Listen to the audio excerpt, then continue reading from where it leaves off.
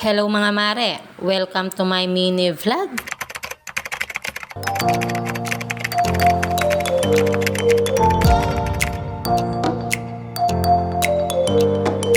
So ayan na nga mga mare, biglang nagpadala ng ulam yung nanay ko. Dahil nga umalis yung bayaw ko, ako na muna daw yung magluluto ng ulam for today's video. Samahan nyo na muna ngayong araw ang mare nyo habang ako'y nagluluto magtsikaan muna tayo.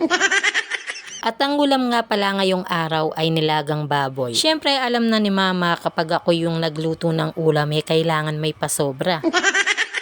Bigla ko lang naalala mga mare ko na magwa 1 year na pala ako ngayon sa aking pagiging content creator. At kung may magtanong man sa inyo mga mare kung nakasaod na ba ako, sad to say hindi pa po ako sumaod kay Facebook. Sa totoo lang ay napangina na talaga ako ng loob mga mare kung magpapatuloy pa ba ako sa aking pagba-vlog or hindi na. And then one night bago ako matulog, nagdasal talaga ako kay Lord na sana pagising ko, bigyan niya ako ng sign kung magpapatuloy pa ba ako dito or hindi na. Mahirap din kasi yung ginagawa ng isang content creator lalo na kung baguhan ka pa lang sa social media. Fast forward nga mga mare, ng paggising ko sa umaga agad kong tinignan yung aking Facebook. At laking gulat ko nga nung nakita ko yung aking monetization na binigyan na naman ako ng isang tools ni Facebook. At ito yung bonuses na unlock ko na pala. Nung umaga nga iyon ay natulala talaga ako habang pinagmamasdan ko yung monetization ko. Kasi biruin mo, yung iningi ko na sign kay Lord ay binigay niya pagka umaga. So parang ang ibig sabihin nito ay magpatuloy na muna daw ako sa aking pagba-vlog. Siguro ang kailangan ko ay ang maghintay at ang mahabang pasensya. Oo nga no, naisip ko lang, sino ba namang isang content creator na pagka-upload ng kanyang vlog ay patok kaagad. Ngayon nga mga mare ko, hanggat alam ko na may sumusuporta sa atin ay magpapatuloy tayo. At sa loob ng ilang buwan ay naalala ko lang yung mga content na pinaggagawa ko. At yung una ko nga palang nai-content sa aking vlog ay si kuya yung nagtitinda ng fishball sa may palengke ng Guagua. Tapos napunta ako sa ilog ng Sasmuan, sa palengke ng Sasmuan. May mga tinulungan din tayo kahit nakapus tayo sa buhay. Very thankful nga ako kasi nagamit ko yung pagiging content creator ko dahil merong isang taong nagtiwala sa akin. Walang iba kundi si Mayora Lina Cabrera. Binigyan niya ako ng isang opportunity para makapagtrabaho sa kanya.